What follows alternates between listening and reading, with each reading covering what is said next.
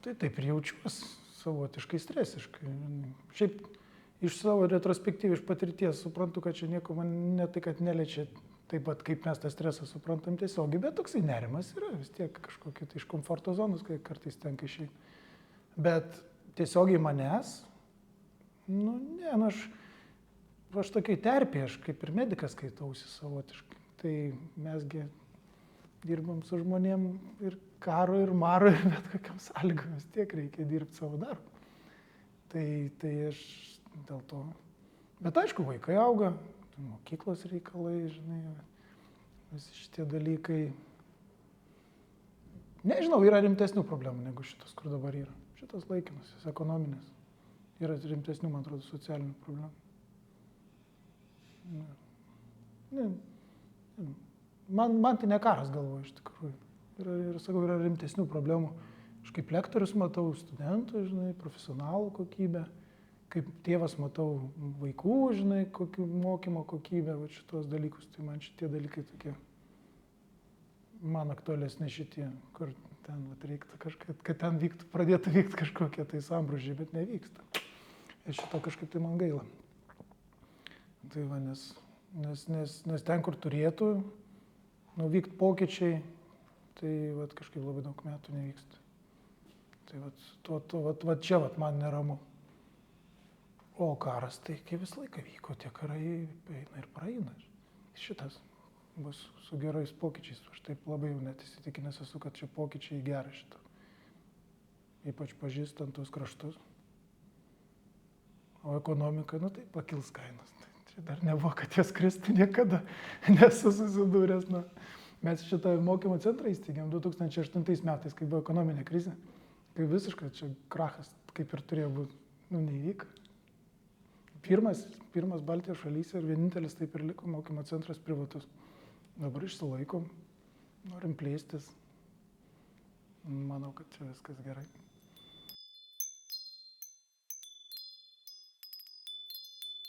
Sunku pasakyti, žinok, nes kas vyksta. Žinai, kas vyksta? Vyksta tai, kad dabar mūsų klientai, konkrečiai mano srityje, mano klientai turi daugiau informacijos. Ir su jais žymiai įdomiau dirba. Tarkim, pacientas anksčiau buvo tiesiog. Jis atėjo į kliniką, ką jam sakė, tą jis daro, kaip jam ten padarė, kaip ir gavosi, taip ir, tuom ir baigėsi kažkas, ten patenkintas, nepatenkintas. O dabar pacientas dažnai jau yra edukuotas gerai ir tai mus verčia pasitempti. Nes kai tu šneki su žmogum, kuris turi informacijos, tai žymiai įdomiau dirbti. Žinai, jis tau, sakykime, tokias gairias pradeda duoti, net ne gairias, kaip čia pasakyti, kontrolę tokią. Ir va šitas dalykas, tai čia toksai būtų turbūt man pačiam įdomiausias toks dalykas, nes mes dabar, iš tikrųjų, mes patys šitą dalyką labai daug ir inicijavom, iš tikrųjų, su Jūrate, žinai, su mano partneriu, su mano žmona, kur ir mokymo centrą steigiam, tai tam, kad būtent pakelt tą vadybinį lygį, tą komunikacijos lygį pakelt, kaip mes dirbam. Nes čia yra mūsų srity mesgi tokį kaip servizą teikiam. Yra klientas ir tą servizą teikia keli žmonės, sistema visa teikia jam paslaugas. Ir ta sistema buvo visą laiką tokia gan padrika. Kiekvienas atskirai ten dirba ir paskui pabaigoje pažiūri, kas gavosi. Tai mes pradėjom keisti tą dalyką į tokį, kad susijungiam į tokį algoritmą, tokį kuriam viso proceso aptarnavimo, pacientų informavimo, ten visą kitą. Vienas kito informavimo procesą. Ir pradėjom tą daryti ir žymiai įdomiau dirbti pasidarė. Kokybė pradėjo kilti iš tikrųjų. Jo, nes turim kokybės kontrolę, turim tą sekimą pacientų, ten vienas kito, tokį, kaip kuravimą tokį. Tai tas yra labai įdomu. Tai ir tik tam sistemas dar reikia ten susikurti. Yra tokių namų darbų, kuriuos reikia pasidaryti. Nes žodžiu, kaip aš sakai, tai kartais ten ir nelieka. Tai o technologiniam lygiai, tai atsiranda tokių dalykų, kurie ten vieną metodą keičia kitų metodų. Aš jų nelaikau esminiais. Iš tikrųjų, mes darom analizės, kaip inovacijų centre, čia kaip mokymų centre, mes darom tų metodų analizės. Kol kas jie į kokybę neina, jie eina labiau į tokį į greitį, sakykime, efektyvesnį procesą. Bet jisai negarantuoja kokybės. Tai čia aš matau biškį problemą. Bet tai yra normalu, čia kaip kūdikis, nauji dalykai gimsta, jie tokie biški laukiniai būna. Toks bardakas, liaudiškai tariant, Tai reikia paskui išugdyti, tą sistemą, kur kažkas tai sukuria dažniausiai ne iš mūsų srities specialistai, inžinieriai kažkokie technologai, tai paskui reikia pritaikyti. Tai dabar vyksta kokie 10 metų tas pritaikymo procesas. Dar užtruks, nes ten yra sisteminių tokių spragų, kur vis tiek žmogaus pakeisti neina. Ypač mano svajonė tai yra individuali medicina, tai sukurti individualų algoritmą kiekvienam specialistui atskirai, tai yra, kiekvienam pacientui atskirai, nes specialistui labiau pacientui, tai yra žiauriai sudėtinga, daug skaičiavimų. Tai kol kas galva dirba geriau negu ten koks nors kompiuterio programa kokia nors. Tai šitoj vietoje nieko, čia dabar dar nėra tokių, sakykime taip, kad bamt kažkokia revoliucija ir vyksta, staiga dantis kažkaip pradėsim kitaip daryti, ar ten kitaip pacientus aptarnauti. Nematau šito dalyko. Bet tokie procesai labai įdomus vyksta.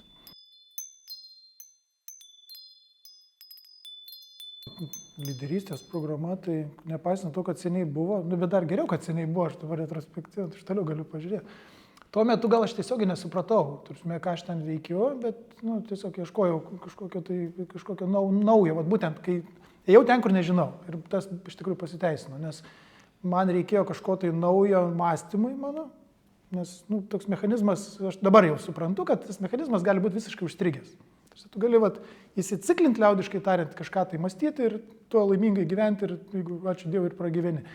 Bet man buvo tuo metu nelabai kažkaip tai maloniai jaučiausi, nes reikėjo versle kažkokio atsinaujinimo ir namuose, vaikai pradėjo gimti ir visą kitą, žodžiu, kaip, žinai, darai tokį savo nuotrauką ir žiūri, kad ten gerai, bet supliusuoji viską ir lygu blogai. Ir toks paradoksas. Tai man ta programa pasitaikė, lyderystės per draugus, per artimus.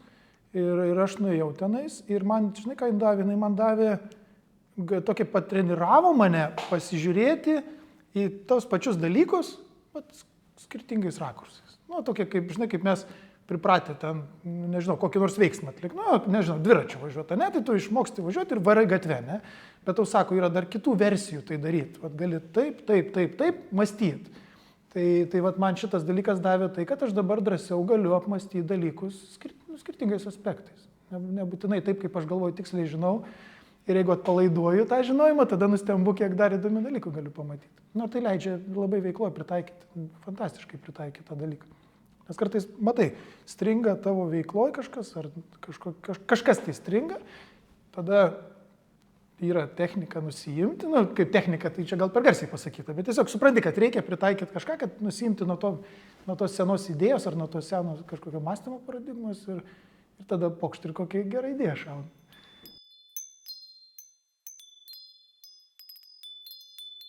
Supranti, mokymai, aš pats, kadangi esu lektorius, tai man mokymai turi tas dvi dedamasias turi būti techninė medžiaga pateikta, kaip mokiniui, kaip kursantui. Ir kitas dalykas, duot pasipraktikuoti.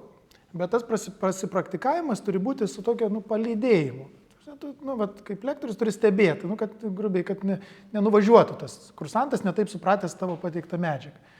Tai aš tai visą laiką save pats ir kitiem pristatau, kad aš esu ir japoniškos mokyklos mokinys, ir europietiškos mokyklos mokinys. Jos yra dvi žiauriai skiriasi tuo, kad viena yra žiauriai mokslinė, europietiška mokykla, pagrįsta mokslu, o japonai turi tokią intuityvę. Sako, eik pažiūrėk į gamtą, eik pažiūrėk į tą išorę ir tiesiog pabandyk pajausti taip, kas, tu suprasi pats, tai kaip jie sako, tu pats suprasi, bet tai gali išprotėti nuo to supratimo, nes tu nesi tikras, ar tu supratai, ką tau mokytojas pasakė suprasti. Tai tik iš praktikos paskiau pasimato. Tai man tie mokymai, man patinka, kad jie yra praktiški. Man reikia aiškiai suprasti, ar man gavosi, kažkoks pateikta technika. Tai jos mokymuose tas ir buvo. Yra, grubiai tariant, teorija, praktika ir paskiau analizė. Ne tai, kad, eik pats pabandysi. Dar panalizuojam, kaip gavosi. Ir paskiau tas kalibravimas, davedimas iki to, taip, čia reikėjo neskubėti, čia reikėjo kažką padaryti, o čia reikėjo kaip tik nedaryti. Tai Rasos mokymuose tas ir buvo faina, kad jinai taip, betarpiškai tave, laiko, sakykime. Taip, aišku, jeigu pats duodėsi tam dalykui, čia vėlgi, ne visi mes vienodi. Bet jos mokymuose faina, kad tu gali praeiti visą tą procesą iki pat analizės, kur jau gali įgilinti tas žinias ir įprasminti, taip jau techniškai, praktiškai. Tai aš taip. O japoniška technika, jinai per sunki mums yra. Tai tikrai mums per sunki, nes mes neturim subordinacijos, disciplinos neturim, ten žiauriai to reikia, kad suprastum, kas vyksta. Darbštumo žiauriai didelio reikia. Tai tokių labai nedaug, aš tą techniką čia nešu į Lietuvą biškį, bet mūsiškiai čia griuvinėje po stalais nuo tos technikos. Tai kas liečia mano specialybę, nes mes tą techniką tai dėstau, aš ją nešu čia į Lietuvą, visi, kurie prasimušė yra specialistai, visi japoniškos technikos būtinai yra ragavę. Čia ne tik Lietuvoje, bet ir visam pasauliu. Bet tai čia jau žmogiškas faktorius prasideda. Technika, bet turi pats būti kaip žmogus toks, kuris galėtum tą paimti. Tai, žinai, kaip ir visi mokymaisi, ne? Aš taip suprantu, tu ir universitete gauni kažkokią bazę, kažkur, kur besimokytum, gauni kažkokią techniką. Aš taip technologinis žmogus, aš taip suprantu, tu gauni kažkokią techniką naudotis, kažkokį instrumentą. Tai tas instrumentas, jisai yra ganėtinai universalus. Aš juo naudojusi čia, namuose vėlgi, kadangi lyderystės programoje gan giliai analizuoju apie patį žmogų. Kodėl mes vienai mąstom, kodėl sprendimus priimam vienokius ar kitokius. Tai aš kai žiūriu ir savo vaikus, pavyzdžiui, ir galvoju, ką norėčiau iš jų, ko tikiuosi, kaip iš žmonių, kurie suaugs ir kažkokį mąstymo būdą turės, tai aš suprantu, kad jie irgi gali tais metodais naudotis. Ir gali turėti daugiau laisvės tiesiog mąstyti, negu mes, kaip buvom tokie gan, bent jau aš savo mokyklos, tai taip turėjau labai nedaug tos laisvės mąstyti. Dėl to dabar jiems savotiškai pavydžiu, nes jie turi tikrai daug laisvės išmąstyti. Tai tas yra gerai, nes, kaip ir sakai, šeimoje, tai ten tokia bendra kalba randi. Nesutarimą būtinai, bet bendrą kalbą. Supranti, kad kalbėtis galima, pasiūlymai gali būti įvairių. Tai gan universalus, sakykime, instrumentas yra. Šitie mokymai man jie tokie universaliai pritaiko.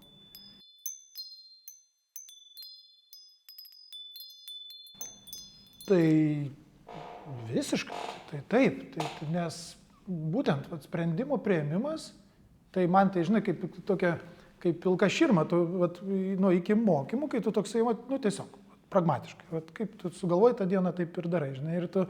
Ir tu, nepaisant to, kad, pavyzdžiui, ten blogai jauties, kažkodėl tai ir rezultatas blogas, tu tos sprendimus priiminėjai, taip, nes reikia, nes deadline'ai, nes dar kas nors, kažkokiais, tai visą laiką randi kažkokį išorinį argumentą, kažkokį priimti sprendimą.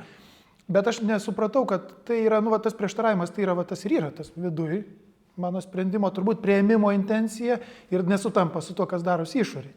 Tai šitas dalykas, tai aš tai taikau labai dažnai, aš leidžiu savo ir pajausti. Tai yra praktinis sprendimo priėmimas, reikia priimti sprendimą, pirkti, parduoti, daryti, nedaryti kažką, tai čia praktiškai. Tu žiūri kaip versle, tau pajamos eis, ar pajamos ar neis, o kai tu dar įdedi šitą dedamai, tada tas sprendimas gaunasi organiškesnis. Tu jauti, gal ir pasiūlymas neblogas, bet man nelimpa. Ir tada pradedi iš to jausmo analizuoti dar giliau ir supranti, kad galutiniam rezultate greičiausiai nebus ten tokio rezultato, kaip aš iš reklaminio to biuletenio tikiuosi. Ir dabar, kadangi ir gerai, kad praėjo nemažai laiko, tai aš matau, kad sprendimai buvo teisingi. Po to, kai tu apsimokai truputėlį iš to vidinės intencijos, iš vidaus, paanalizuoti dar plus tą būsimą sprendimą. Tai kai tu priėmė teigiamą sprendimą, kartais neigiamą sprendimą, per kokį nors ten negaliu, nes tau prieštaravimas kažkoks yra, paskui supranti, kad sprendimą priėmė teisingai. Viskas, galutiniam rezultatui. Bet tai įdomu, nes reikia išlaukti, tai yra neaišku, nes, sakau, tu gali turėti kitus kriterijus, tokius labai techninius ir pagal juos tu turėtų būti kaip ir viskas gerai. Bet kai priėmė sprendimą, kažkokį nestandartinį, tokį kaip ir neįprastą, turėtų būti negerai, bet iš tikrųjų gaunasi gerai. Tai mes tokių turėjom tokių apsisprendimų, kurie kartais būdavo ir priimami per, grinai, ne per kitus kriterijus. Ir aš dabar galvoju, kad gerai padarėm, nes būtume turėję daugiau problemų. Kaip tu sakai, va, šitie va, visi už lango tie įvykiai, visi tai mūsų jie mažai liečia, nes mes, biškai bandom ne ten būti. Nes, aš neturiu ten įtakos. Ir nenorėčiau turėti. Tai nenorėčiau, tikrai, aš žinau, ką aš noriu daryti. Bet tas žinojimas, ką noriu daryti, yra ne mano diplome parašytas. Nes kas yra diplome parašyta, aš kartais galvoju, atsiprašau, bet fuck, kodėl aš čia tikrai, bet tada supranti, tai kažkaip tai yra, taip atsitiko. Ypač dabar kažkokia senatvė. Aš nežinau, tai toksai keista, dabar reikia kažkokius naujus sprendimus priiminėti, nes, kaip ir sakiau, mes čia ir įsikraustyti norim, ir plėstis. Bet vėlgi, kaip ir viskas gerai, taigi viską turim, patalpos, infrastruktūrą, viskas, kam to reikia. Bet jaučiu, kad reikia. Palengvina būdus sprendimo priėmimo. Ir netgi jos padaro įdomesnius. Galvoju, turiu idėją, man tai patinka, bet gal yra dar. Ir ten pas jos buvo labai įdomių tokių pasiūlymų. Vienai bando narplioti kažkokias problemas, kitaip narplioti problemas. Ir tai praktiškai, kas yra labai faina, nes tai darai praktiškai pats. Jo. Gera patirtis, labai man patiko.